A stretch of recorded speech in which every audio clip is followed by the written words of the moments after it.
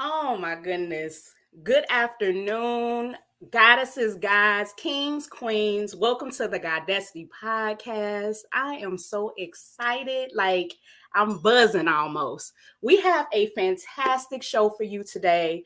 For those of you who may be unfamiliar with me, I am one of your hosts, Goddess April, and I like to bring in my wonderful co-hosts, the brilliant and bodacious Goddess-ity.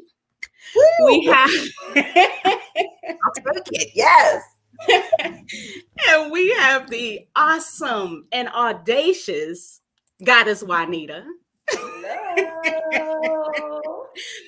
And listen, living foot loose and fancy free, we have the fabulous and fantastic Goddess Linda, who is in Costa Rica, you guys, living her best life. And, internet connections and all of the jazz, like, she just bowed out gracefully, but she's watching. We love you, Goddess Linda, okay? But we're going to hold it down for her. And man, are you ladies not excited? I'm excited. I'm picking the needles. Okay. I'm telling you, man, we told folks last week, but those you don't know, we have a special guest this evening. And it's about time because we have talked about this man, I don't know how many times on our episodes. You guys have heard about KCL because he and this amazing platform that he's created has just been a beautiful part of our journey. So we can't help but talk about it. So we're honored that he is here. He is, I think, just a beautiful, dope soul.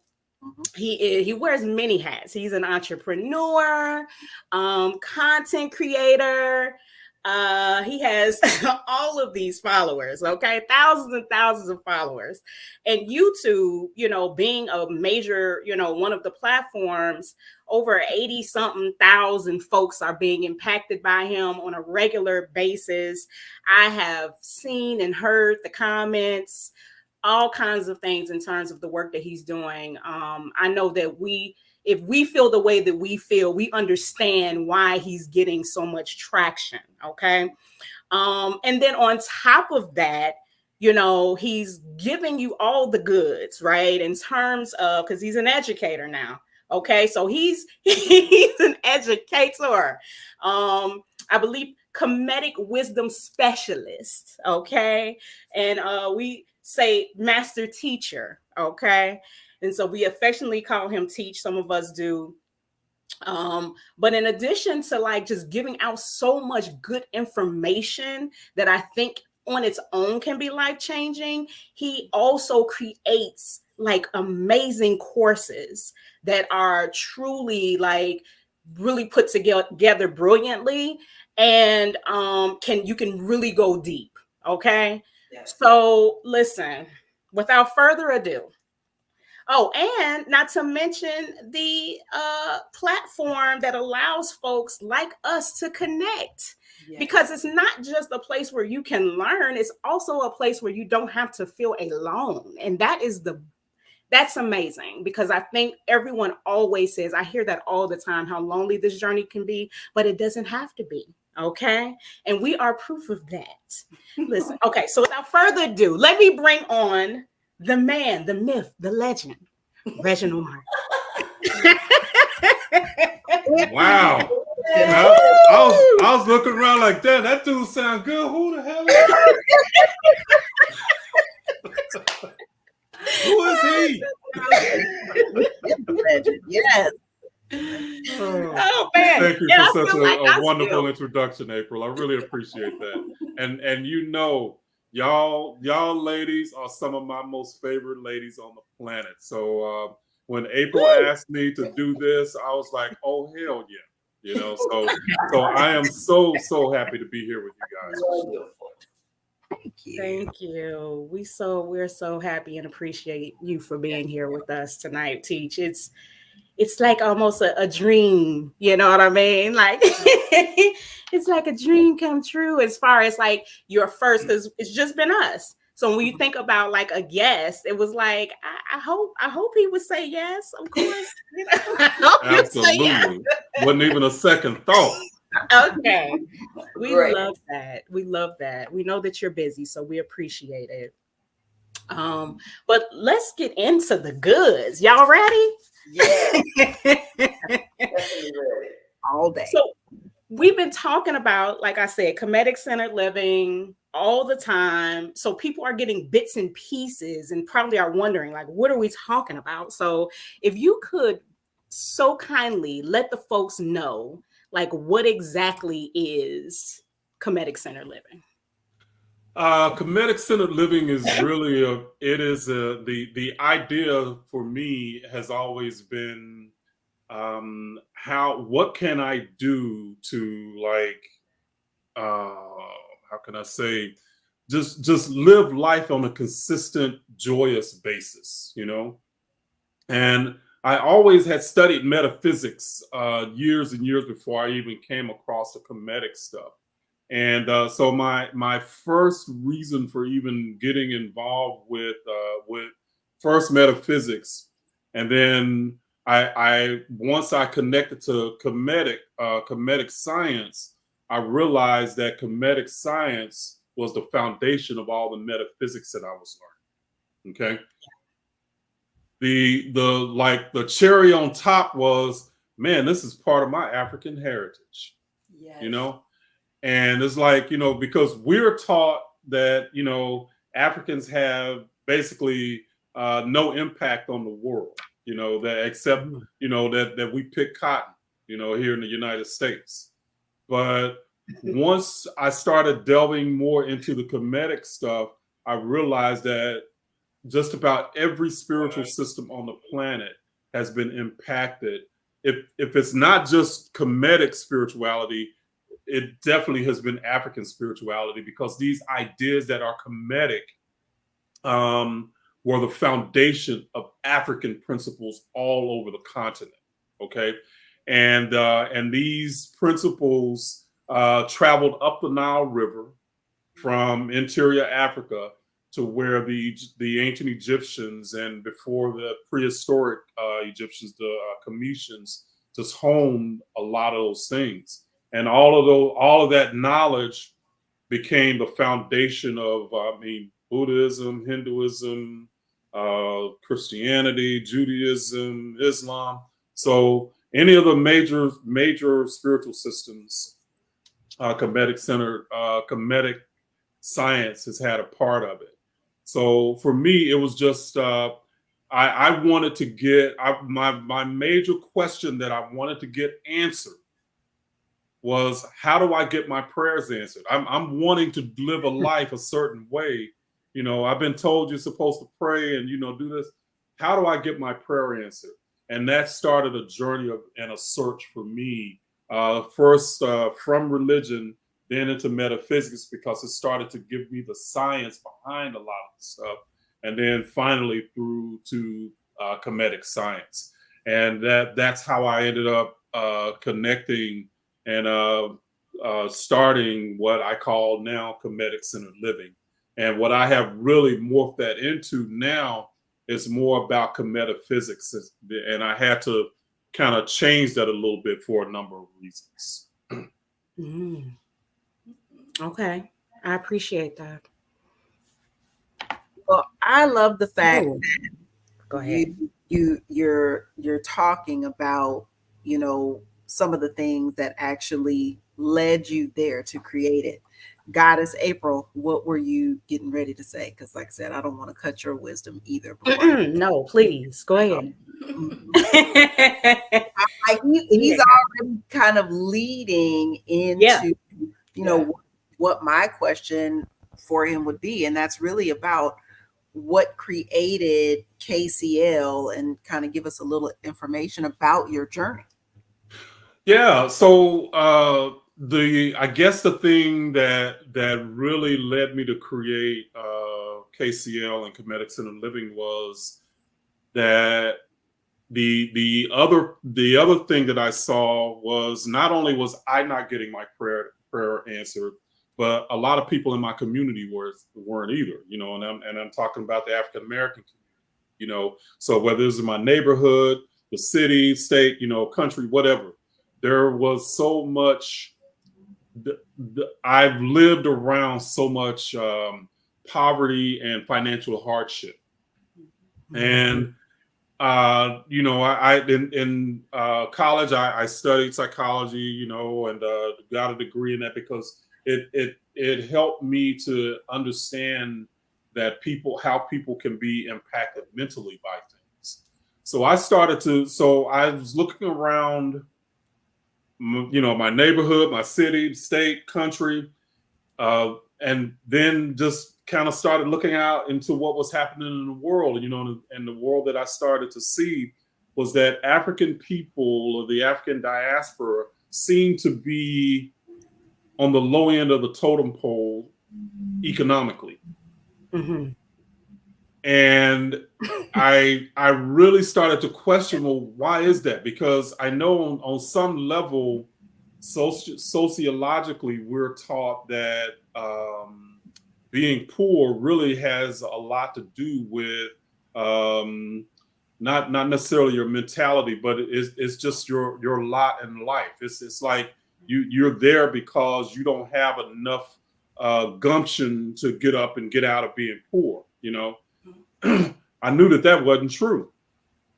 So I started to connect a lot of dots, you know, okay, well, I know psychologically, you know, I know how negative programming impacts us, you know, and what I started to see was that psychologically, the way that we talk, the way that we interacted with each other, the way that we interacted with the world was a lot of times from a negative perspective, you know.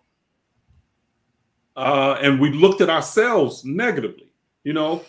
Just for example, you know, we could see two movies. One could be a comedy and one could be a history movie.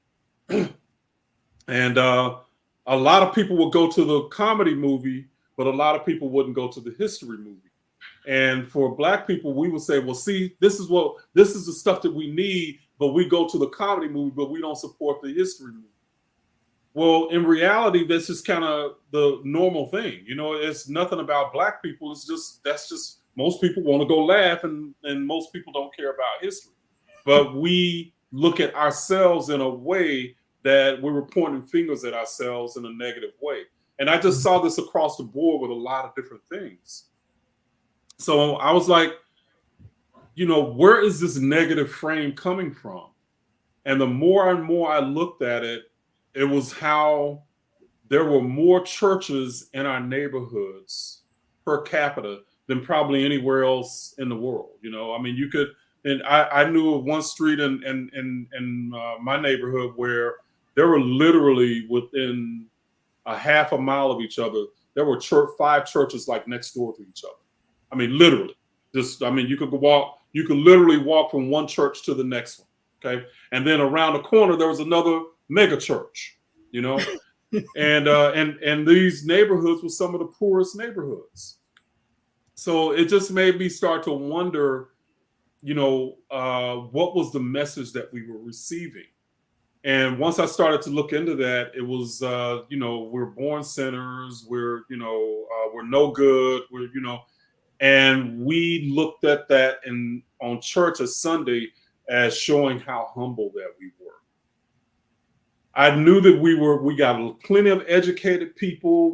I know people were taking courses, going to school and stuff, but they weren't starting businesses. And one of the lines that always stood out to me, and I read the autobiography of Malcolm X years ago, but one of the lines that always stood out to me that I will never forget is that 2 people can go to Harvard. You know, you can have a white man and a Black man. They can both get a degree from Harvard. Mm-hmm. The white man will go and start a business, and the Black man will go and get a job from the white man. Mm-hmm. That's right. And I was like, wow, that is so true. And we don't have enough entrepreneurs in our community. And the way I think of entrepreneurs is you know, the of course accepted definition is that it's risk takers, but I look at it as more as problem solvers.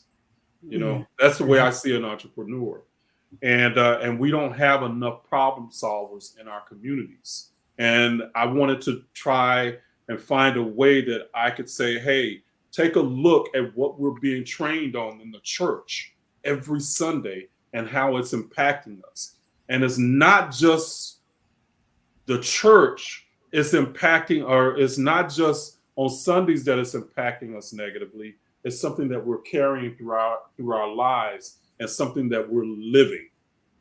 So when it came to Kemetic Centered Living, to me, that was moving away from the religious negative programming. And that was the whole foundation for me of starting what I started. I want to show people how religious programming negatively impacts us. And it impacts us throughout so many areas of our lives. It's incredible. Yeah. That's good. That's good. It is, and it's interesting that you say that, because now another question has popped into my head now that he has spoken about that, and I wasn't even planning to ask this. So, you know, I want to know how you feel like that programming that we're going through is so different from what another race of people might be exposed to if they're listening to the same thing, right? I'm assuming that when you go to a white church, and I have been, there is some similar messaging, right? If you go to church with, you know, Latino people or Hispanic people, are they hearing the same message? And if that's the case, why does it feel like we are impacted by it so differently? That is an excellent, excellent question. And I think the one difference is that, excuse me, the one difference is when you picture God,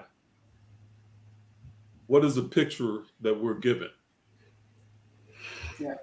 Okay. Episode of Good Times. Let's go. Huh? Don't show us Ned the Wino. No. No, I know the picture that they typically look at. Yeah. So what I saw the difference is, because if you look anywhere in the world, anytime a group of people make an image of what they perceive as God, it's always in their image. Correct. Except for Black people. And not only that, the oppressor that has been the group that has been historically oppressive, we worship God in that form. Yeah.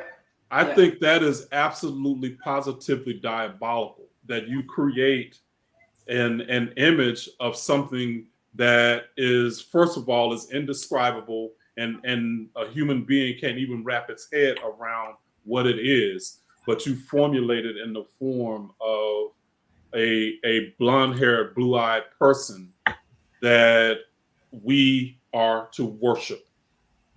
Yeah. Which, by, I don't care who you are, subliminally, if Jesus is white and God,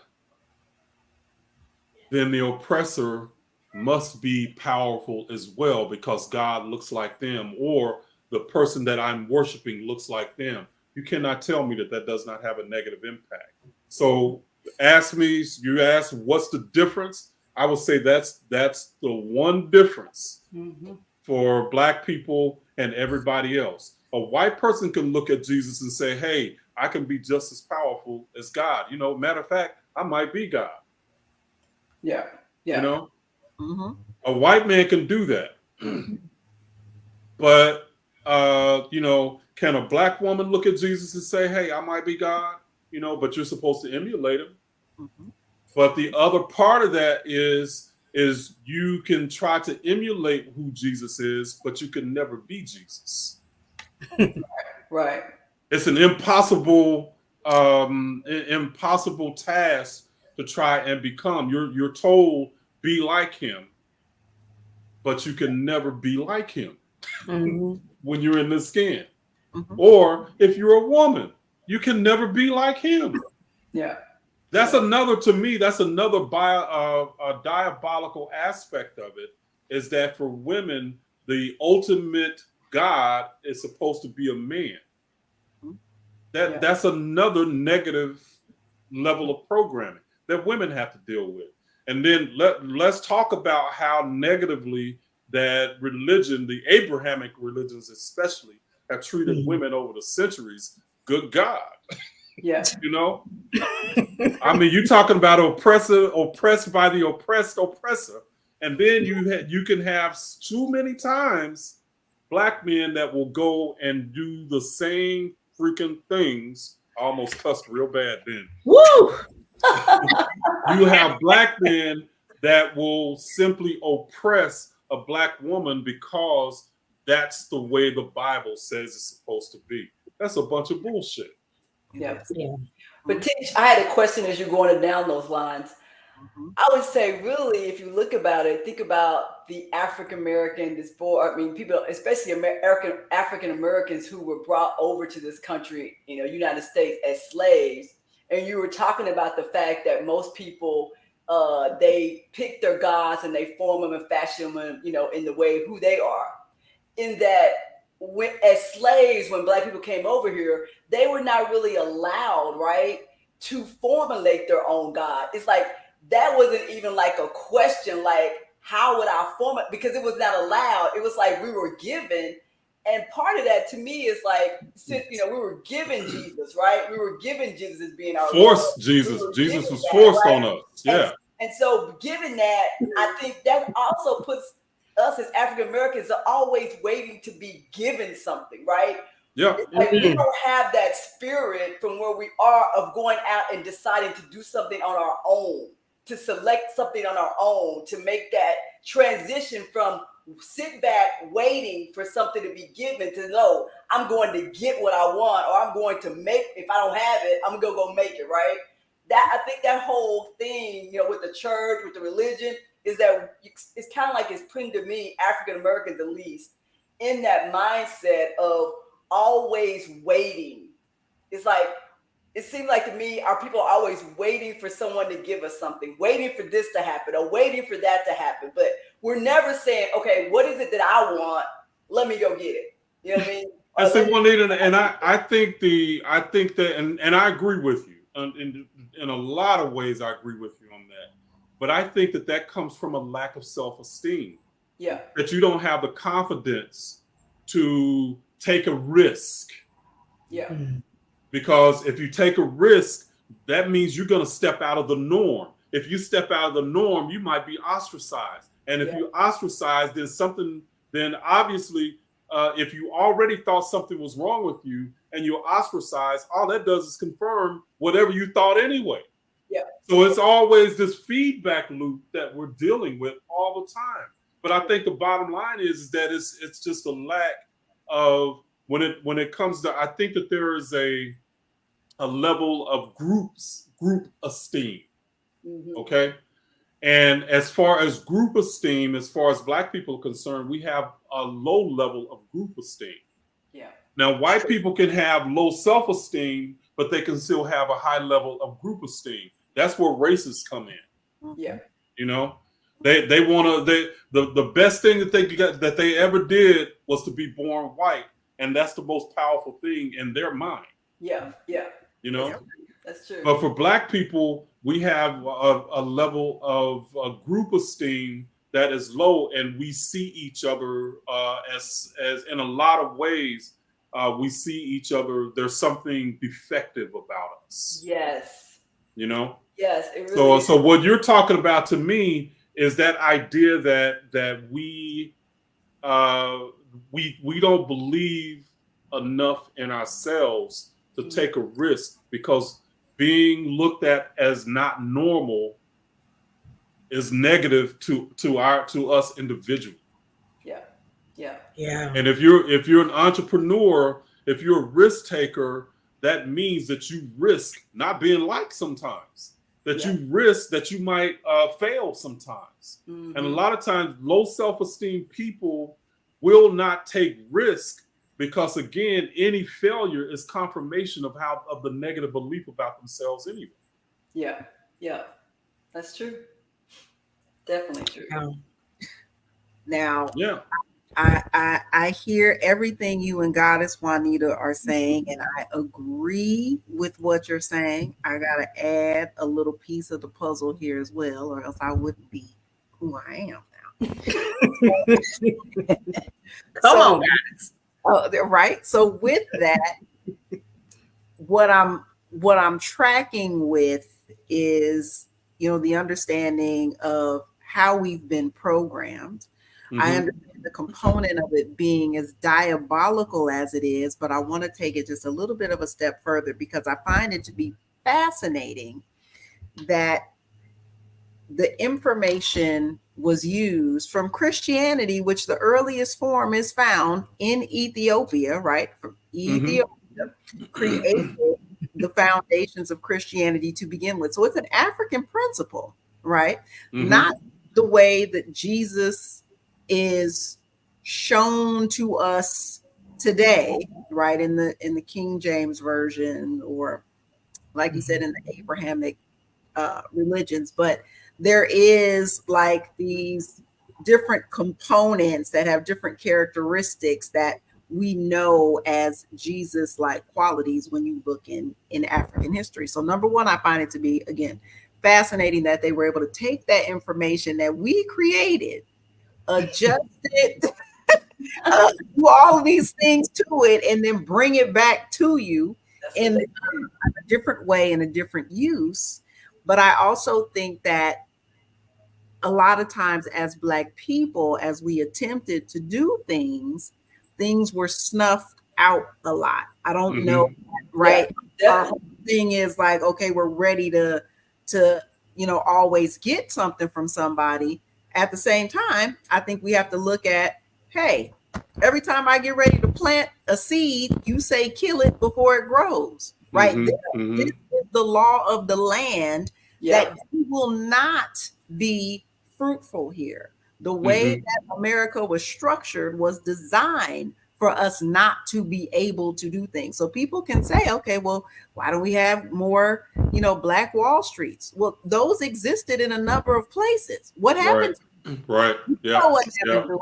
They went up in flames, right? You upset white people when you try to. Exactly. So you're going to get that backlash, and I think that Black people saw that and experienced that time and time and time and time again. And got to a space where it was just like, okay, why do I even sometimes try to do these things? And I need to just accept that this is my fate, because, look, spiritually, it says that I should be dealing with these hardships, and I should be waiting, till I go to heaven. We're cursed. Yes. I'm going to experience these things later. I'm meek. I'm going to inherit the earth, right? All of these things that, again, it's like a diabolical stew, which is just a bunch of ingredients of nonsense and bullshit, like you said, that we need to be very clear about as well. Yeah. No, I agree with you. I agree with you. And I think that too, because what you're saying is a lot of that raised a lot of questions for me as well. Why is this? Why do we have this this oppressive culture in our country, and and around the world in a lot of places?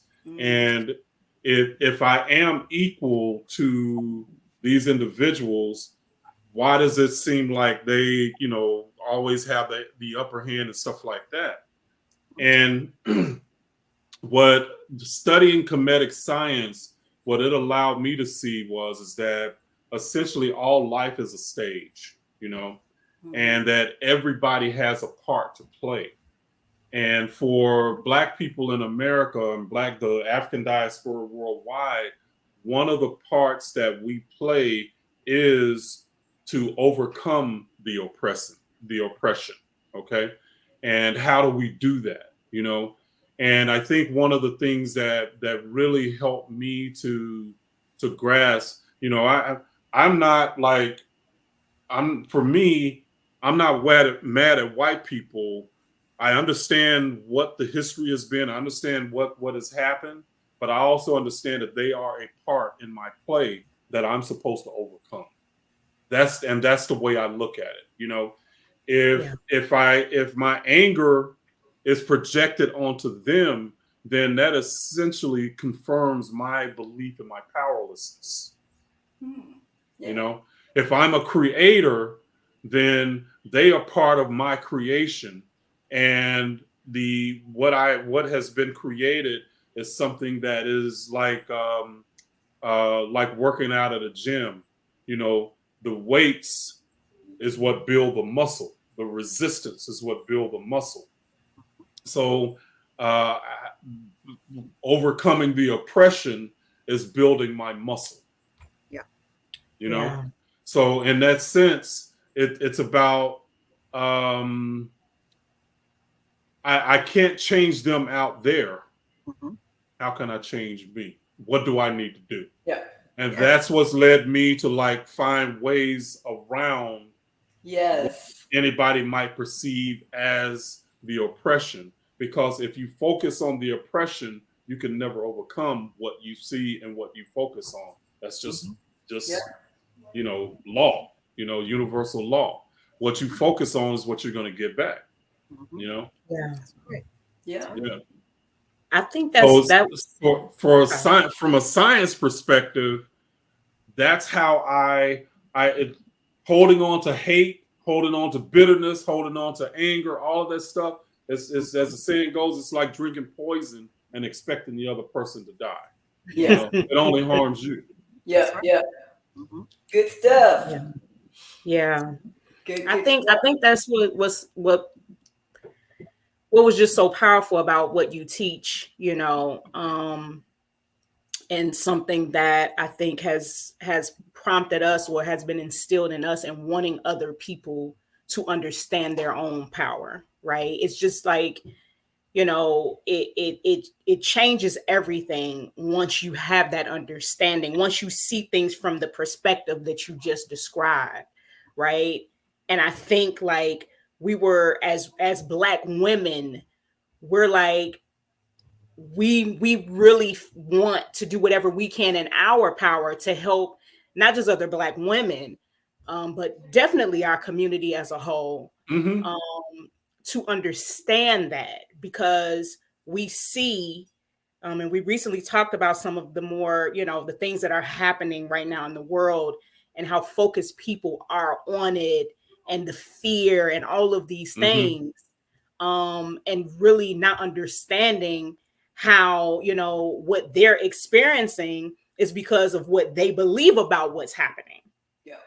You know, and I think that like, honestly, Teach, like that really just helped shift so much for me in my personal life in terms of just looking at things from this brand new perspective, of understanding who I am and how I'm creating my own reality, you know, and how and your my power own life, within that, your own power within that ideal. Yes.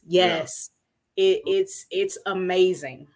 It's amazing how your life changes once you change, right? Once you change, you know, how you think. Period. No, and you know, and this is the thing I would say to a lot of people too, is that it's not easy to accept all the responsibility for your shit. Woo. Say it again. That's a good one. That's being real. You know? Because ultimately, when things are going wrong, who has the power? Who is the God that can right the wrong? You know? So that right there becomes like, you know, it could become a weight in itself. And believe me, I've gone through that when I'm like, man, because I can get down and depressed. And I'm like, well, shit, I'm down and depressed, but I'm the one who's got to change it. Damn, I can't call Jesus or nobody. You might be too busy. You know. Well, hell, he ain't gonna come. I mean, he too busy. Line too long. You know, That's long.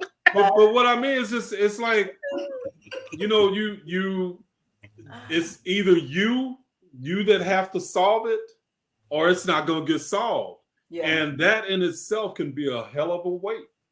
Yeah. Yes. Mm-hmm. Yes. Yeah, I know even for me, what I, just some of the things I've learned, it's not even so much of being able to change that situation, but just having an understanding about the situation and realizing that maybe there's some lessons you need to learn. So you need to stay in that situation for a little while.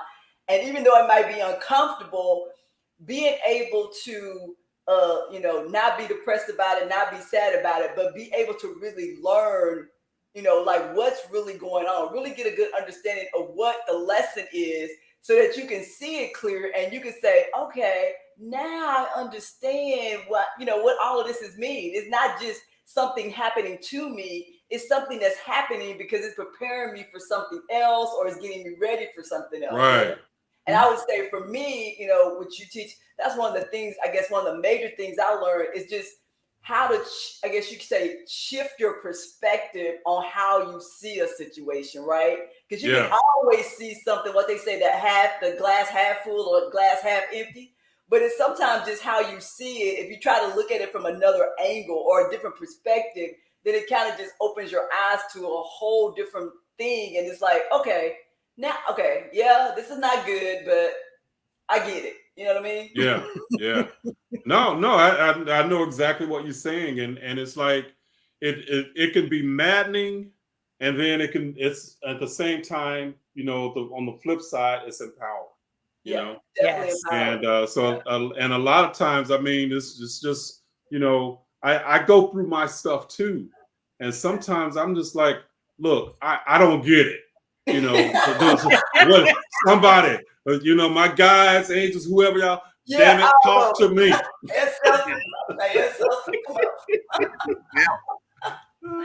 Oh man. So yeah. It's so true. I mean, I'm just like, it's just the duality of what's going on, right? Yep. Because I'm listening to what all of you guys are saying, and I think about, okay, Keely, when you found KCL, like what was happening and what did you really get from it? And I'm going to tell you right now, I mean, as somebody who was a Buddhist at the moment, right? I had been in Christianity previously. I had been studying metaphysics. So there was like a little bit of internal chaos and turmoil because, Christianity and metaphysics were not in alignment. Right. I kept having this clash also of the fact that, I'm looking and I'm listening to all of these teachers, the Eckhart Tolles and the Tony Robbins and the, I'm listening to Iyanla too now. Let me not leave her out of the mix, but I'm listening to a lot of people and I'm in the space searching in terms of the metaphysical world. And I don't see anybody that looks like me except Iyanla, I feel like. Every now and then I would hear like an empowered motivational speaker. If I want to hear something about Jesus, now I know where to find some Black people that are talking about that. But if I did not want to get into that conversation fully and completely, I want to stay in the world of metaphysics, finding us was very difficult. And so I would also see when I would go to different places that, were central to metaphysics, whether it was a bookstore or there was crystals there or whatever, I also did not see anybody that looked like us. So when I'm like, my spirit was like, I don't know, something about it don't seem right to me. Keep looking, right? And as I continue to look, I'm on YouTube and I see one of Reginald's videos about Jesus and Christianity and what his experience had been. And I started watching the videos and I couldn't get out of it. I was like, I'm home. Like, what? Where has this been? Where has this information been all my life? I knew it was something else to this, and I knew this was some nonsense. And I'm like, how am I feeling like a visitor inside my own culture? You understand? Yeah. Like, you're taking the culture and making it seem like I don't necessarily belong here, and it's a great thing that you're now sharing it with me, Reiki master and chakra person and yogi, right? To find out that really the history begins with you was paramount for me. And the reason it was so paramount for me is not only did it make me realize, okay, I was at home amongst, my tribe of people, massive goddesses and gods in the space of creation, but it made you feel like there was something that you were supposed to be doing. And I almost feel, I don't want to say a sense of obligation, but I just feel like in my DNA is that of the pyramid builders. There is nothing that I don't have the ability to accomplish. Like, not damn thing, theoretically, right? So that was so important for me as just a catalyst. It wasn't like I didn't have life purpose before. It wasn't like I wasn't aware of spirit before, but there was something about putting it into the context of who we are as Black people that was extremely important for me. And like you said, I'm not going to spew any hate in any shape, form, or fashion, but I'm a big fan of giving credit where credit is due. Yes. Challenging anything that would try to tell me otherwise in an attempt to try to oppress. You can't. I'm too big to be oppressed. No, and see, and what you're saying too, Akili, is because, like, for me, like, I studied metaphysics for probably 10 years, almost 10 years before I even came across the Kemetic stuff.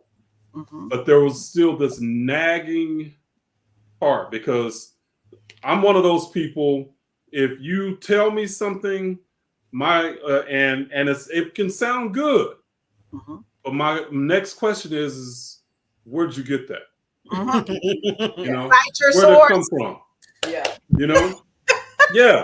And so with the law of attraction stuff, I was practicing the law of attraction and having my ups and downs with it, but the bottom line with the stuff was, where did it come from? What was it grounded in? That's where it's like, because the clue that I had was when I first watched The Secret. That in that movie, they alluded to the Greeks having the secret. Right. Okay. Right there, I knew from my studies in the 80s, 90s, and all the stuff I was reading, all of the Anthony Browder and all those Black books. I knew from Stolen Legacy. That's it. I knew that the Greeks got everything they learned from Egypt. So right there, that started me on a quest to finding out, like, okay, well, where's the connection to Egypt? And that's what started me to really start to opening up the idea about the Kemetic science and stuff like that. When I started making those connections, and then you get into the symbolism and the esotericism that's beyond the words that people want to regurgitate. I was like, damn.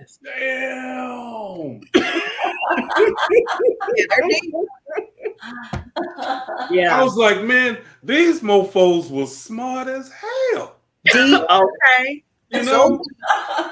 Man. But then what the Kemetic science did was make it all make sense. Yes. With the metaphysics, it was just kind of hanging out there. It sounded real good. but what was the science that connected all of this stuff? Yeah. And that's what really took me deeper and deeper into the Kemetic science, was just the actual science behind it. And that in other words, for me, science means if I do this and I can repeat this, then this is going to happen. Yeah. Yeah. You know? Yeah. The scientific method, I can hypothesize, and then I can experiment, and then if it didn't work, then I can come back to my hypothesis. I can rework that, and then try a new experiment, and I can keep going, and keep going deeper and deeper. So that's what I needed. What was happening with the metaphysics stuff for me, that shit was too woo-woo. Oh, rewire your DNA. How the fuck is that? Right. How can I rewire my DNA? And if I do, how do I know I did it? Right. You What know? is happening? It's like, so Kemetic science made sense to me because it was just practical. The what you put out is what you get back. When I found out and connected that to my eye, the idea of reciprocity and truth was your inner truth. All of that stuff just started making so much more sense to me. Ooh. Yeah. I just got chills. I'm sorry. Don't apologize for it, baby. It's gotta make sense, right? It's got to make sense. I guess when we talk about our experiences, another thing I think, and I don't remember, I was trying to think, I was talking about this, the experience that I had. There was an exercise, if you remember, Teach, where you had us, I think it might have been through one of the courses, we had to write checks, right? We had to write checks to ourselves, right? And in that exercise, it really helped me to just expand, because there was amounts I had never written a check for. And I guess it's one of those things that you really don't think about. But once you write a check for a certain amount, then it just becomes, okay, it's like I can write that check, right? Because I think those amounts when you write a $50,000 check, you think, okay, I would never write a $50,000 check because I don't have $50,000 in my bank account, right? But it wasn't even really about that. It was just about, I guess, to me, put yourself in the perspective that you could write a $50,000 check. You know what I mean? Yeah. And that whole experience for me was, I was in the process, and I don't know, I probably had said this in one of our things in KCL, of wanting to get a new house, right? And so what I started doing is writing checks, buying furniture, buying this, putting the deposit down. I mean, buying all these things. And probably within about 3 to 6 months, I was in my new house, right? Before that, I had lived in the same house probably almost 20 years. And it wasn't that I didn't think I could afford a new house, but I was in that, it was a Christianity thing. I was in that Christianity thing where it was like, hey, you're comfortable, you're fine. I mean. And you always had that thing hang up. What if I lose my job? What if this happens? What if this hit? Yeah. But the other thing for me was, people are starving. People don't have this. So how can you want more? I mean, you're good. You're comfortable. You don't have to worry about anything. So, so it got me out of that mindset. It helped me to kind of expand my mind, expand my horizons. And I think it made me feel comfortable that I could actually want more, right? I didn't have to feel guilty. I felt guilty. Right. For yeah. I wasn't worthy to have more, kind of thing. Yeah. So that whole exercise helped me. And then the other thing I want to say, if I let somebody else talk, is I think the whole thing for me, and I'm sure probably for everybody who's a part of KCL, is it brought us community. One thing I know as being an African American, and I think it comes from just our DNA, community is big with us. And I think that's a lot of times why we are so into the church. It gives us community. Yeah. It gives us a place to go when we feel like, hey, we can't be ourselves at work. We can't be ourselves. But there we feel like we have a family and we can be ourselves. You know what I mean?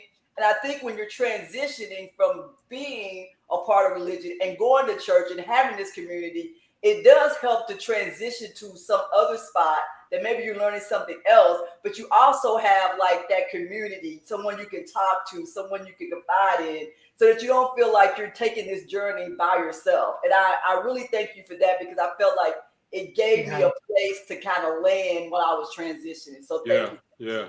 Yeah. You knew you weren't alone. You knew that there was other people like you, Yes. because you think about it, when a lot of times when we're in our families and, in our, wherever we are like lone wolves a lot of times. Yeah. Yes. We're weird, and if you accept that their definition, and because I guess everybody is so spread out a lot of times that you don't have that where you can just go to a church or you can go to whatever. Now, I was never interested in doing a church, but you know what I'm saying? It was difficult to congregate, right? With people that thought like you. Yeah. So when we had the meetings on the Saturday and everybody's in there talking, and so, man, that was fire. Yeah. Yes. Great. Yes. Woo! We had some good conversations, boy. Yes. It was. So it was amazing. It was amazing. Just seeing how everybody was creating and manifesting things. And I mean, it was just great to just hear everybody's testimony and all the things they were going through. Just so many great things that were happening. Yeah, absolutely. No, and I know like for me, even I had gotten to a point to where, when I was in the work world, and this has just been part of my journey. When I was in the work world, I could manifest in that framework, and I had gotten pretty good at it. Mm-hmm. But when I went into the entrepreneurial world, that brought up a whole nother level of stuff that I'm still working through it. Yeah. Because you bring in being a creator, then you bring in the idea of being worthy or not, and that's something that you just deal with on so many levels. It's like an onion. You just got to peel back the shit, Mm-hmm. So, woo, man, the whole time. Crying the whole time. Woo. Man, crying, cussing, kicking, screaming. Okay. So there's this different. It's like I guess there's this idea of, once you get to a certain level with something, then there's always new lessons to learn at that next level. You never finish. Finish. And you can look at it and in a negative way, which I have my days. We all do. Damn, not this again. I thought I learned this already. Right. No, Mr. Martin, you're kind of hard-headed, so we got to hit you again. Yeah. Okay, how many levels are there to this? Okay, man, you run out of levels. Can we get some Donkey Kong extra lives or something? I want to reset the game. Right. Reset, yep. I got about 3 more quarters. Let me get it together. Man, for real. That is too funny. But I feel like it's kind of, in a way, I know we talk about like birth charts being the cheat code, but in a way you do kind of get a cheat code when you start learning this stuff. Mm-hmm. In terms of, when it's happening, it's so easy to forget in the moment, right? Because you're in the midst of it. Yes. But once you study it and you know what you know, and you've experienced what it will do for you, you will inevitably circle back around to it and be like, okay. Yeah. And I think that's one of the most powerful things about it, is that it's able to ground you in a way that that once you get off track, you can always find the track again. Yeah. Yes. And that to me, and a lot of times it's just those simple practices that help you do it. Like just all is well. You know, right now, this moment, when you're going through stuff, right now, this moment, all is well. Because in the moment, unless you're getting hit over the head with a bat or somebody's running over you with a car, in that moment, all is well. Yeah, true. You know, and that's just a simple thing to keep you in the moment right then. You know? And that's what a lot of what I've learned and you know, the stuff that I've taught is just keep it simple. You know.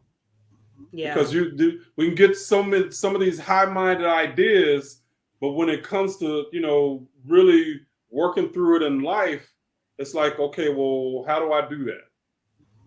Yeah. You know, and if you're asking that question when you're going through something tough and you're asking, okay, well, what do I do? You know, and you have nothing to put you back on track. Right. You get stuck. Yeah. Yeah. Yeah. I think that is so true, Teach. I think the simplicity of it, it's not always easy, but it's very simple. Yeah. It's very simple. Very well said. Yeah.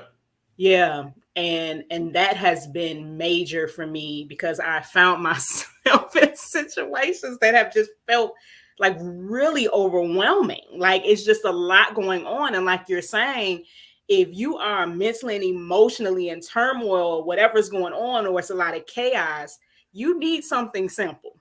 You need something simple. Yep. And I think for me, because very similar stories I think we have in terms of like what led us there, what attracted us to KCL. Very similar with Goddess-ity too, of like being able to see myself was major in it.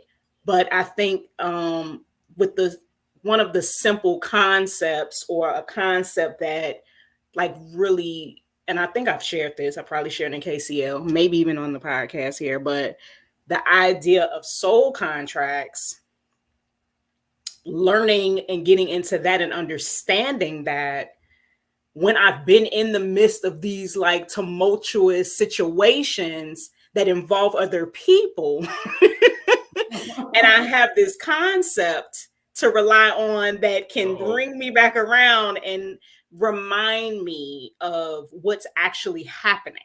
Yeah. And then from there, it is like a grounding that then from there, I can step back into my power in the situation. Yeah. Right. Mm-hmm. Because now I'm looking at it from a different perspective. I understand that, you know, this person is playing a role, and that, you know, we agreed to play these roles for each other. Yeah. You know, and they're showing me something like this, you know, they're showing me something, and I can really not only, I mean, if you really allow yourself to, and it's not always easy, but it's not even just the showing me something. This is a lesson. It's a, you know, reflection, what I'm supposed to learn, but even to even be able to appreciate this person who you may be looking at in a not so nice way. But if you elevate, right, the level in which you're looking at it from, if you're looking at it from a spiritual level, and it may take, you know, for you to get some distance between you and them to be able to really appreciate it in this way.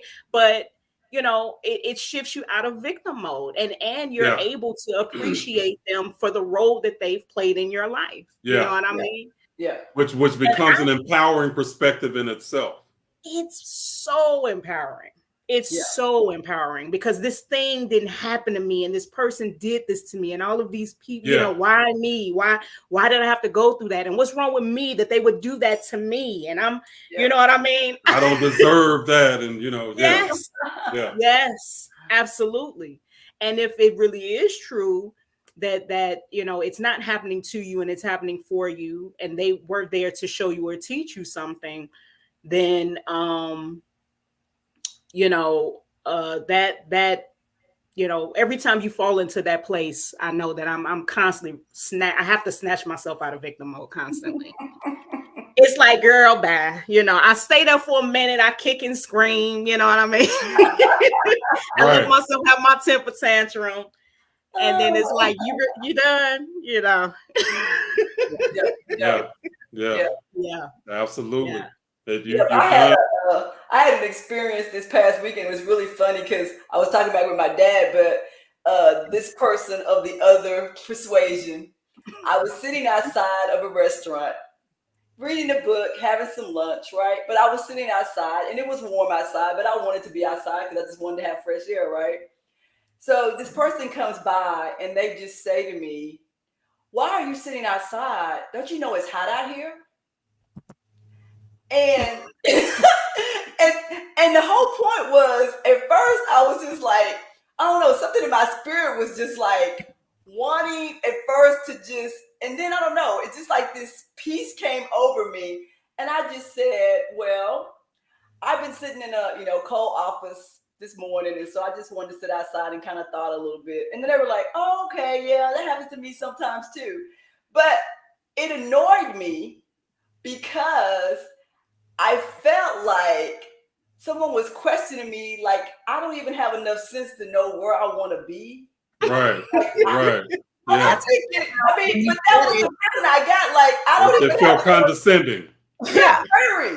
You know what I'm saying? To me, it was like I don't have enough sense to know what the temperature's outside. I mean, I'm almost 60 years old, but I don't understand that. And I'm just thinking, like, why? And my whole thing in my own mind was just like, why? Now they could have came. My dad's perspective was, well, they were just trying to be friendly and they didn't know how to do it. You could just say hello. You could have just went into the building and minded your whole business. That was my thought. That was my thought. Okay. I was saying, okay, I'm gonna ask Teach. Was there a lesson in that for me to learn? Was there me feeling this? My dad was saying I was taking it all out of perspective. I was like, I'm gonna ask Teach.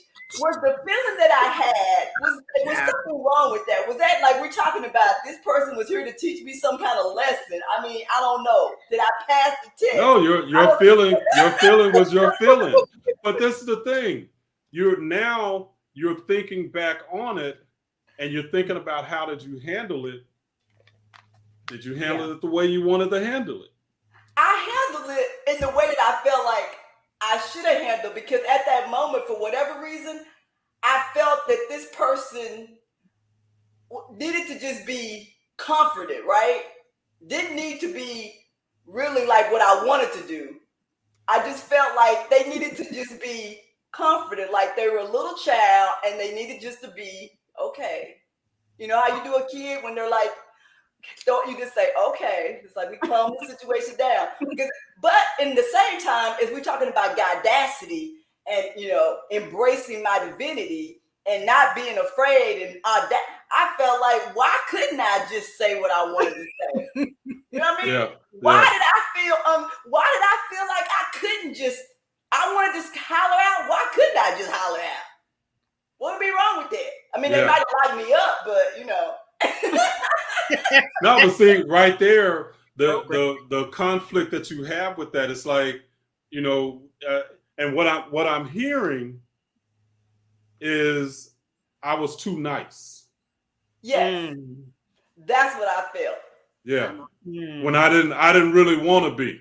I didn't want to. So it's like I had this internal fight with myself. Like one was saying go, and the other was saying no, don't do it. You know what I'm saying? And I feel like, especially as Black women, we have this internal, and I'm sure Black men probably too, we have this internal strife going on with us with being able to just say what we want to say without us feeling like, okay, I might have overreacted, right? Or this kind of thing where it's always that pulling. It's like I want to do this, but I'm pulling myself back. I'm holding myself back. I'm not letting myself really be who I am. Did you in that moment, and this is the thing, we don't like verbally say it, but it's of what I'm hearing is I didn't want to be seen as the angry Black woman. Yes. Yeah. Yeah. And you like, and because you didn't want to be seen as the angry Black woman, you held back from saying it the way you wanted to say it. Yes. Okay. And I just smiled. Yeah. And when you really didn't want to smile, when you wanted to bite their ass off. You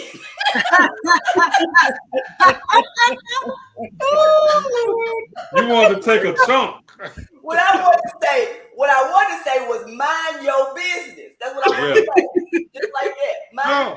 And see, and this is what I'll say is that, so if that happens again, how do you think you would handle that situation? Probably the same way. Oh no. He said, I'm still gonna be conceived with anger, so I'm still gonna go internal. See, right? Yeah. So what's gonna happen is you're gonna have this energy welling up inside you, and then you're gonna explode somewhere. One day, somebody gonna really get it up. Right. And they're gonna be like, damn, what did I say to her? What happened? It wasn't you, man. It was those other 9 or 10 people before. But I was really trying to figure out how could I say that, but not come across as being, really. I don't know. I was just trying to figure out what would be the best response to be an honest response, so I would feel good about the response, and they wouldn't feel crazy. But I don't know because no, and I hear you because I as a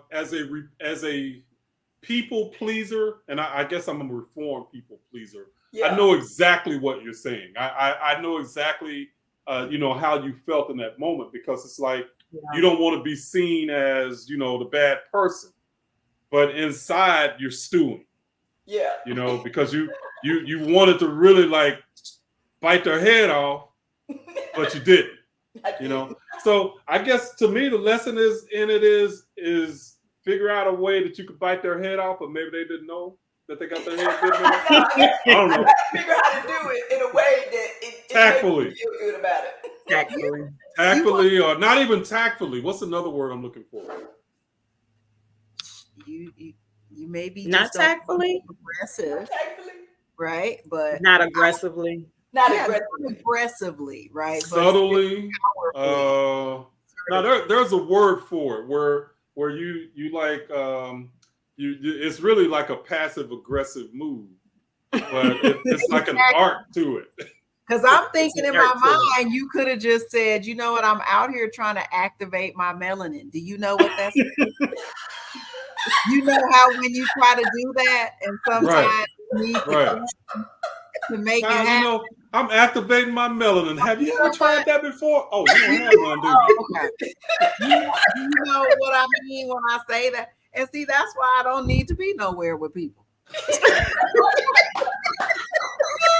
See, that's the Scorpio right there. I know exactly what you're saying. That was exactly in my mind. I'm like, now how could she say something and it just means, you know what it is, but not telling you? Because who would come with the audacity of saying, "Don't you know it's whatever the situation is?" Right. And so I'm just like, listen, I'm trying to activate my melanin right now. Do you know what that's like? Oh, you don't? Oh. I'm sorry. I'm about to figure it out. I'm gonna have to figure it out what my response is. I guess we are people of the sun. I'm gonna have to have my responses ready, so I have them ready to use when those situations arise. Ciao. At the practice. No, I feel you. Anybody else have any more experiences about KCL before we move to the next question? Well, we got so many. Exactly. I'm not gonna go deeper into our experiences because I feel like so many people need to experience KCL, and we could be in a situation where we are talking about our experiences all day because I had so many, right? Yeah. But yes, absolutely. I know that as Reginald is talking, though, he's probably inspiring some people, right? To think about things, to do things, to start exploring things, to start considering things. And he's made some mention of the fact that there have been some challenges in his KCL journey. So I have a question that's kind of just two-part. It is, what have been some of those challenges as you've, created this for other people? Mm-hmm. Yeah. And then what do you feel like you would do differently based on what you know today? Ooh wee, that's some deep, I know, right? there. Because this is the thing, is that a lot of times I move through my intuition. So even when I called it Kemetic Centered Living, at the time, that's what I felt like I needed to call it. But once I started really kind of like rolling it out, the ideas and stuff, I really saw tying what I was doing to Kemetic as there was a negative connotation because of what we call the Hotepers and stuff. There was a negative connotation to the Kemetic ideas, The other part of it is that most people had an idea that Kemetic was really more about history than it was spirituality. So I had to overcome, dealing with overcoming that. So if I look back on it now, I don't know if I would have called it Kemetic Centered Living, because it's so much more broader than Kemeticism in a sense. It's rooted in Kemeticism, absolutely. Yes. But the whole idea is so much broader than it is. The other part that's been really difficult for me is that I'm an introvert, and that's my natural state. I mean, I love being in my mind and being in my ideas, and I can, and this medium has given me the opportunity to share with it, so I can be in my mind, share with the world, and still be, with my loner self in a way, I guess. But like trying to build the community, man, that like hit me hard. It took a toll on me because I'm having to try and gather people when that's just not my natural thing that I do. I'm the idea person. I can teach, but as far as trying to get people to congregate and gather, that was really, really hard, and I think that really, in a way, that took me down a really dark path, within myself, and started to question a lot of things, about myself, just as an entrepreneur, as a person, everything. So if I had it to do over, I think I would probably hand that job off to somebody else. Hey man, lady, you can handle that part, Okay. So those are just a couple of things. What should I have called it Kemetic, and really should I have like tried to build a community? Those are two very difficult things that I've had to go through and deal with on a lot of different levels. Yeah, that's really interesting because I would say from my perspective, it seems like you were doing it so well. My ass was getting beat up. I was getting the woo. I was getting gut punches, and it wasn't necessarily what people were doing. It was just my internal strife that I was having to try to deal with. When certain things would happen or wouldn't happen, man, what did I do? Or did I say, it really caused me to start to question a lot of things. And it took me down a path for a long time that really I'm still trying to recover a lot of different things, trying to overcome a lot of that, because, I really, in a lot of ways, I had to start pulling back within myself, and not and be kind of that don't know, kind of go into hibernation, I guess, in a way. Yeah. You know? Yeah. I understand that. I do that from time to time more often than I would like. Sometimes I'm like, I got to go into these spaces where I'm just cocooning and I don't want to deal with a lot of stuff from the outside. Yeah. But yeah, it's like I have to do that. And sometimes it's hard for me to get out of it because I'm like, ooh, I like it in here. It's so nice. No, hey, I feel you.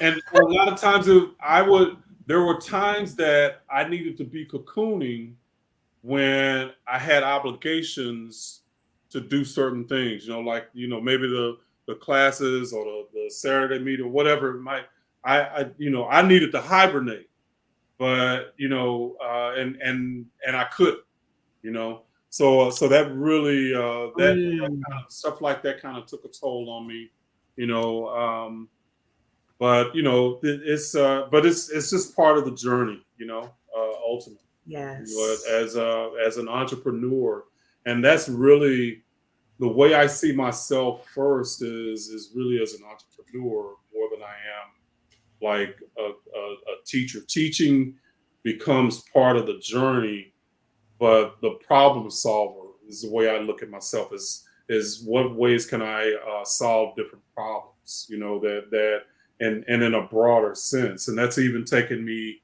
now. Like I'm getting more into the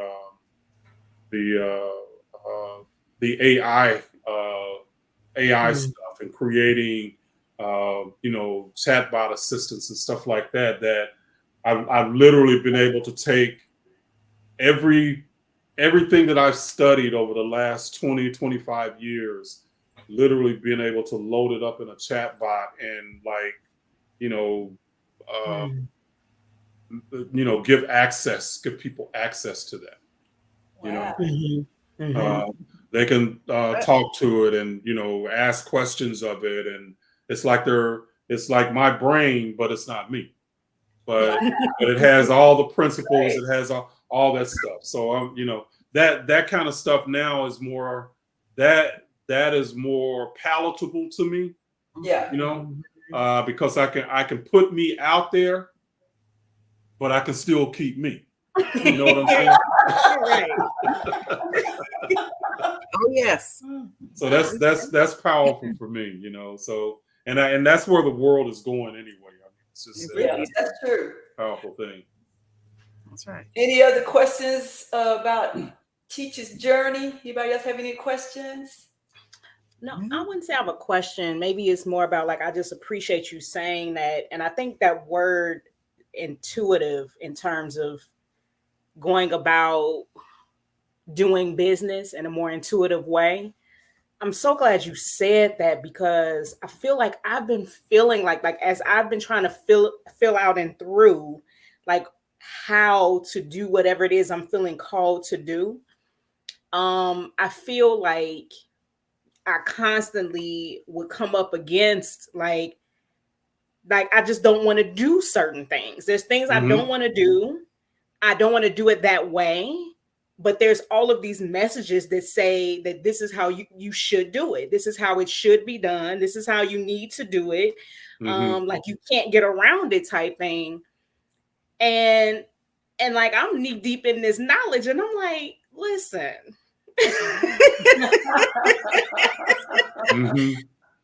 From what I understand, I can do whatever I want to do, however I want to do it. How you want to do it. It's on live life on your terms. Yes, that's right. You know what I'm saying?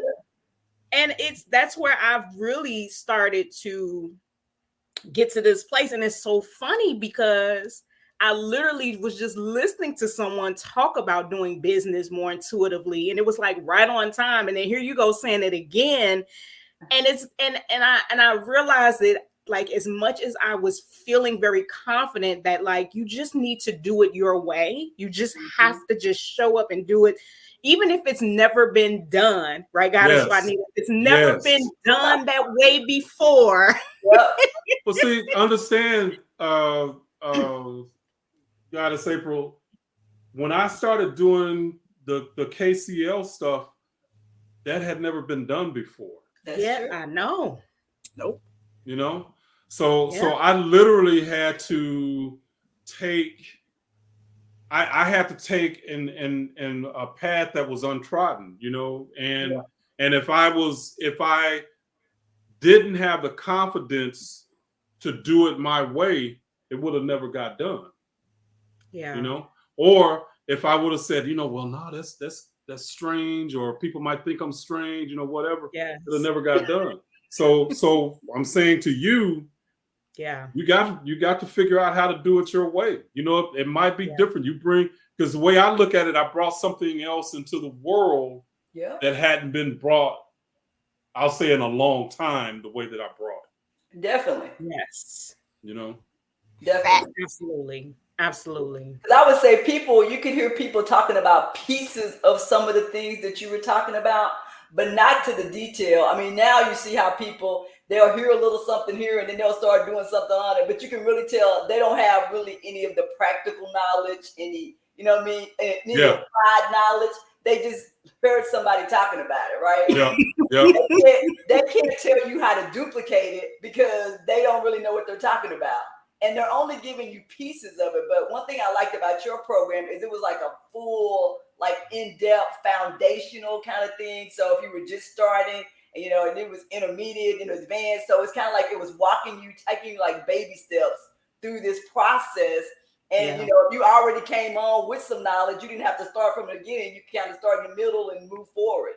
But I think, I mean, to me, it's like your program to me was the most comprehensive that I saw out there. Like you said, there was nothing out there like the way that you did it at all. Thank you for that. Thank you for that. I appreciate it. Absolutely. Yeah. Well, I mean, what else I don't know if you have anything. I forgot to talk about your book that you've written, which I have a copy of. I got it. I printed that out. Mine's on ebook. Right. Cracking the Christ Code, exposing the ancient Egyptian origins of Jesus. Juanita got her copy. We all got a copy. Mine is ebook. You always go. But I definitely have my copy. Yeah, but I know you can get it, you know, the ebook version, or you can get the hard copy. But like, what else, if anything, like, would you want folks to know about in terms of anything you're working on? I know you just said the AI, though. You just said about the AI. That's really the thing that I've been working on the most. And actually, y'all all have access to it. I saw that. So you can actually go to the Kemetic Physics course, and you can actually access it. And what I love about this is that I've literally created because Akili, we were talking about something before of, you know, with the African Mind Rewire. Well, now I've created this deal where you can literally create content from it. You can create, whether it's a podcast, whether it's you know, blog articles, whatever. You can literally ask it questions, ask it to create stuff, and it's taken this new technology and being able to meld everything that I've learned and put it into this package to where anybody now can learn esoteric language, Hermeticism, whatever, you know. So that's just really exciting for me to do, you know. And even if people are coaching, you know, they have stuff that they've learned. You can do the same thing with their stuff. You know, you can literally create your brain in this particular like chatbot, you know. And so for me, that's so powerful, because I was trying to figure out a way that I could impart this knowledge, and it's not so like slow and excruciating. And now with that, I can, you know. Right. So how it's can just people incredible. reach you if they want to, like, take some of your courses or get your book? I mean, like, what website? Can you give us that information? Sure. Website, you can go to KhemeticCenteredLiving.com, and that actually take you to a page that has a lot of the different courses and stuff.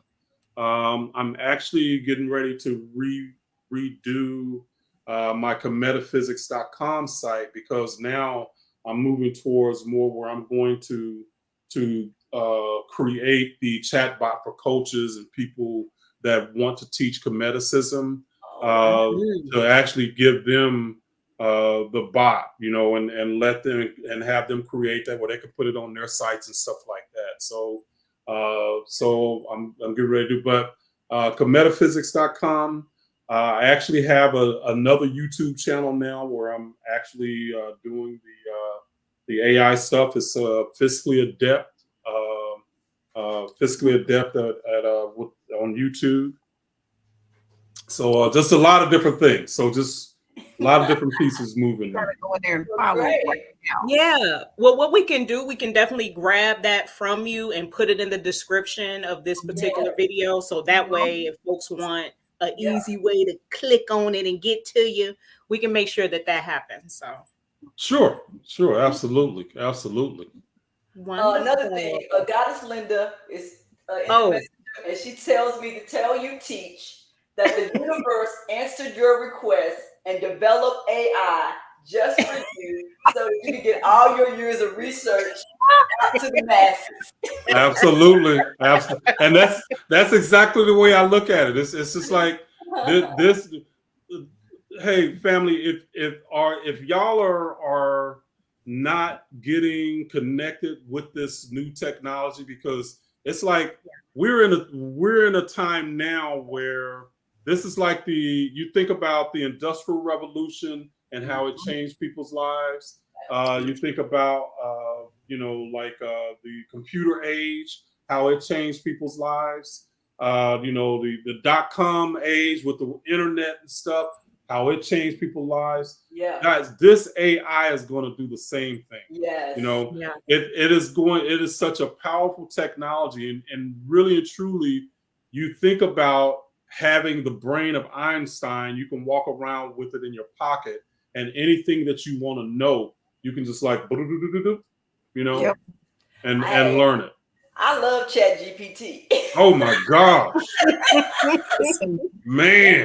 It's like my little assistant. Okay. It's like with you, like, okay, give me the answer to this. Give me the answer to this. Exactly.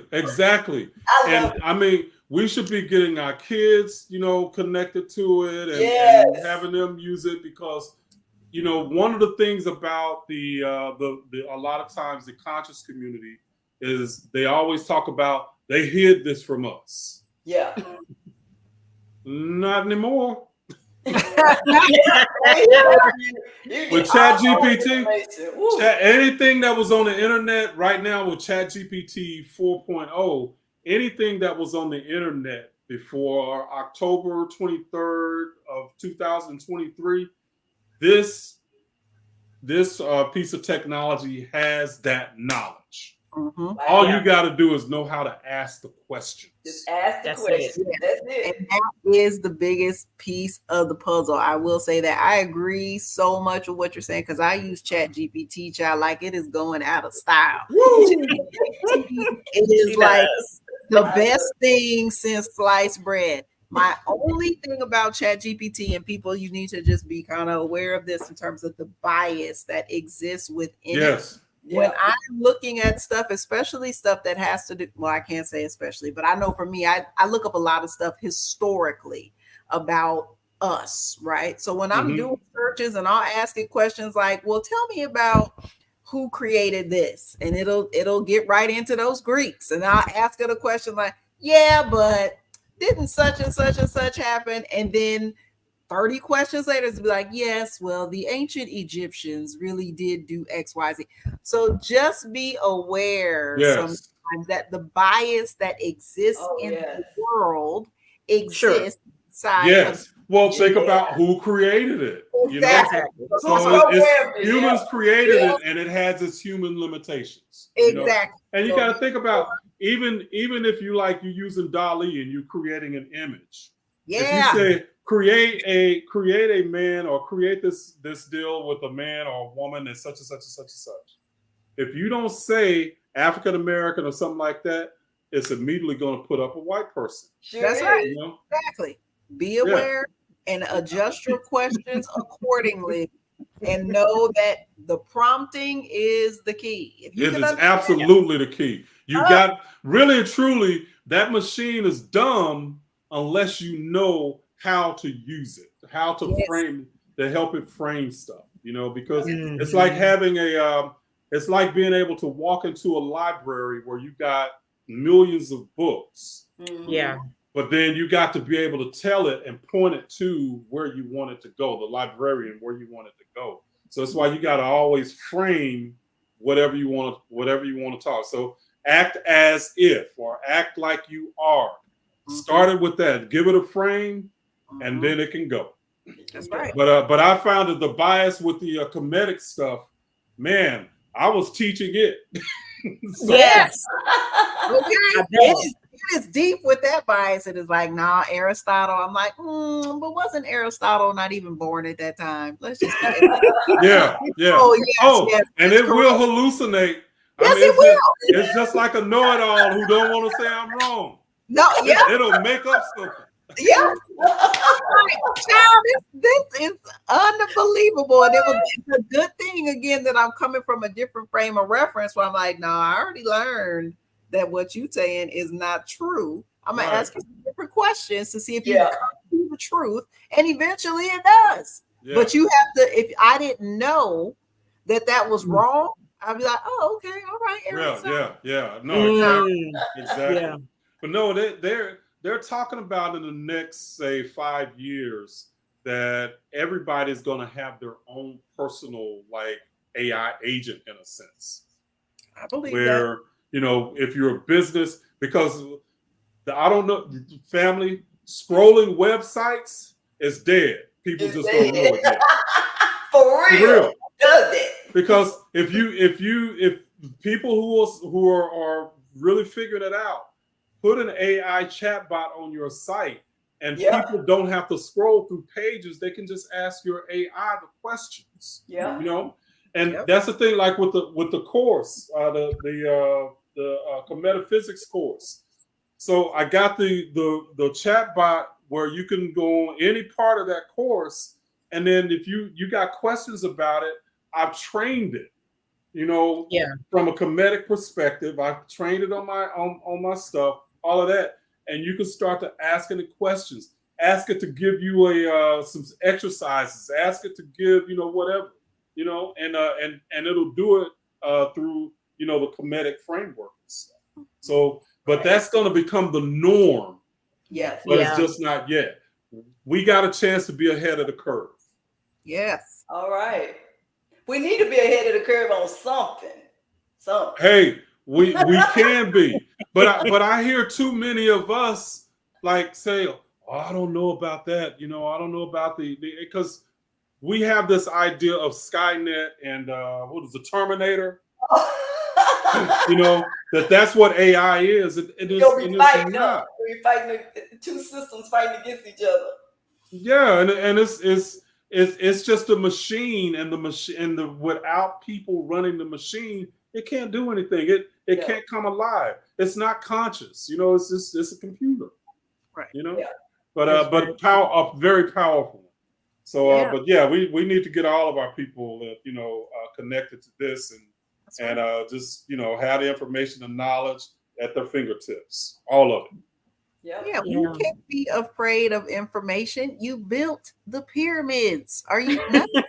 We don't wait for people to give us direction about anything. You built the pyramids. I don't think we understand that. They still can't figure it out today. We don't need the information from it. Quit being afraid. Get into the science. You built the pyramids. Yes. So the machines we got today cannot build a pyramid. No. It's impossible. Yeah, that's right. With the machines that we have today. So there had to be something else. Yeah. Hello. Don't give me that alien crap. No, not at all. Must have been the aliens. No. That's right. Just because you can't define it doesn't mean it was an alien. It just means you can't define it. Right. Yes. Right. Alien to you. That's right. There you go. That's right.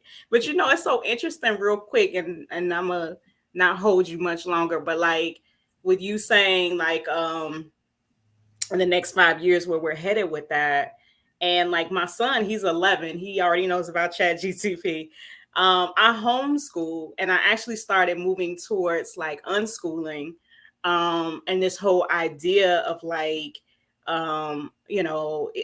my kids being able to kind of like decide what it is that they wanted to learn.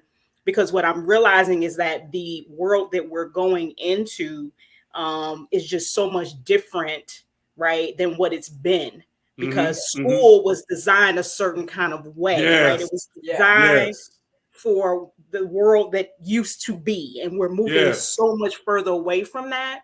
So for me, it's really important. And public school was just a social engineering tool.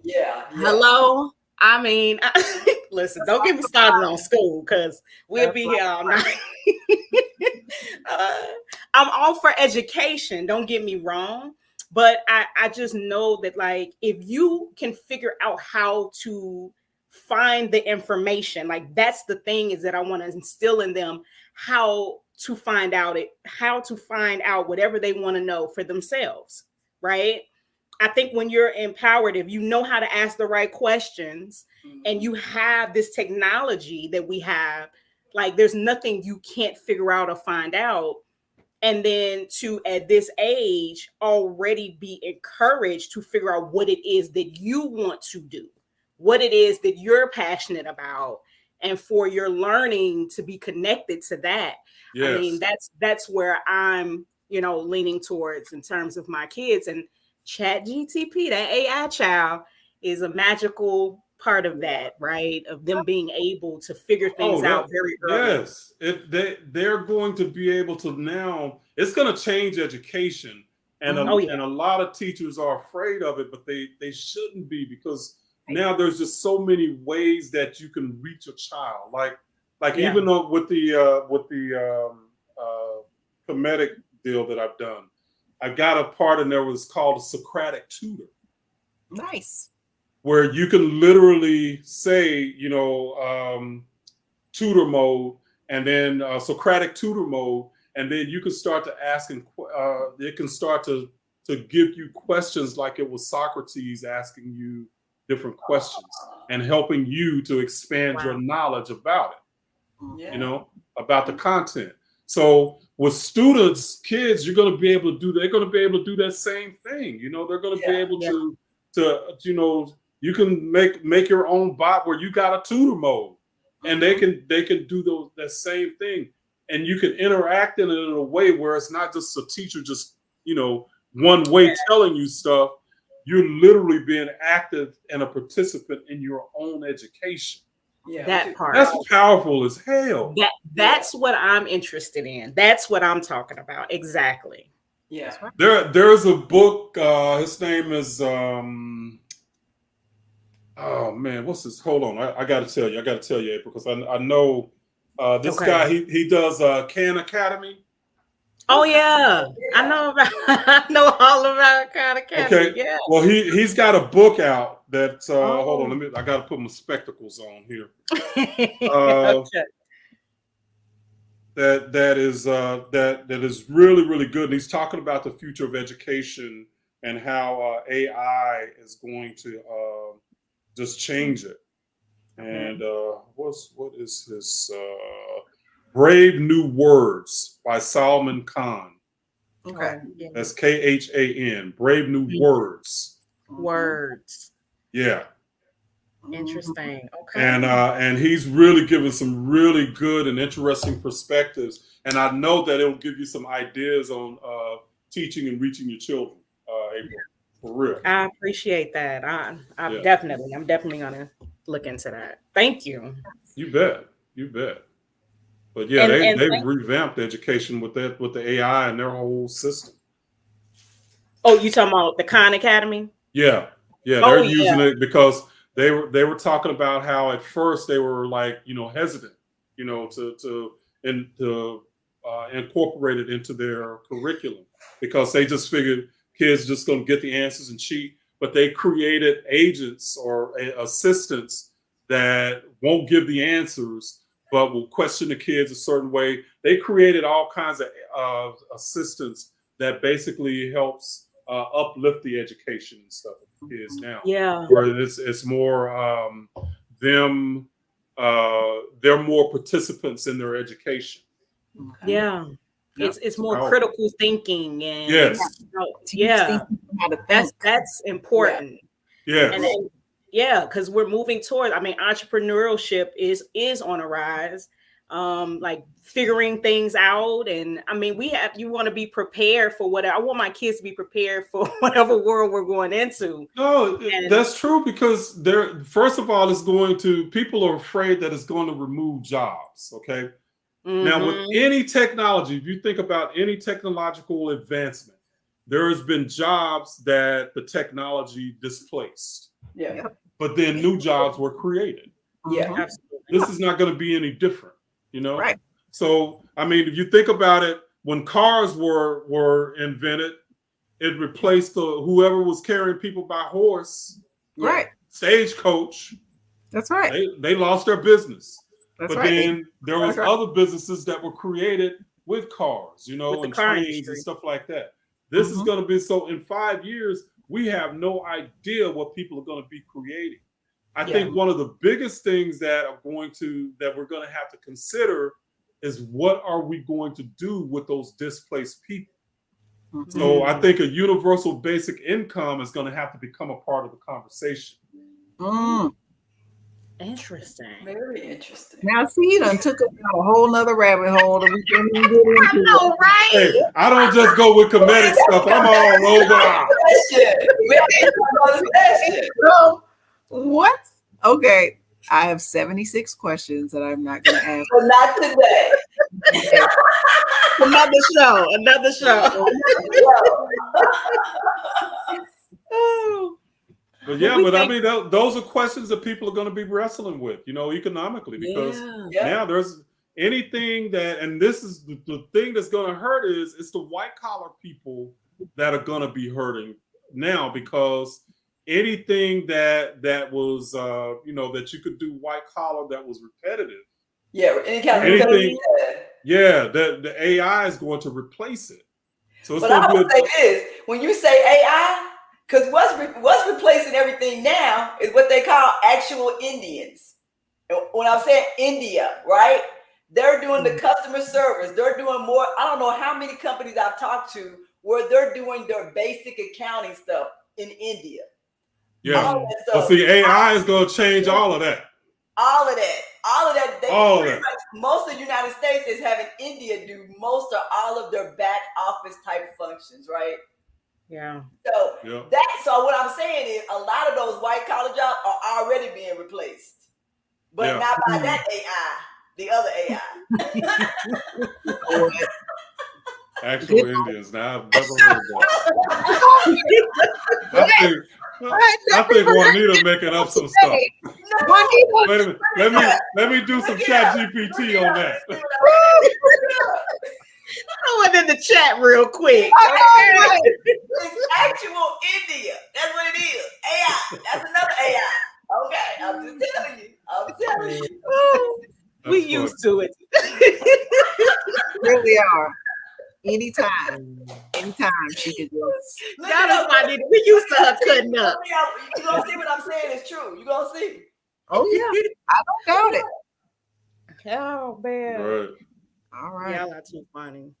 Yes. Well, anything else, you guys? That's it for now. We have to do it again sometime. I think so. This was really fun. This was a good time, Teach. So hopefully you'll come back at another time. We'll have a whole bunch of other topics and stuff to get into. But we really appreciate you being here. This is been amazing. Thanks for inviting me. We do. Absolutely. And thank you to all you guys out there in Goddess-ity land who have joined us. Please don't forget to like, comment, share, and subscribe. And we will see you next time. Peace. Bye, family.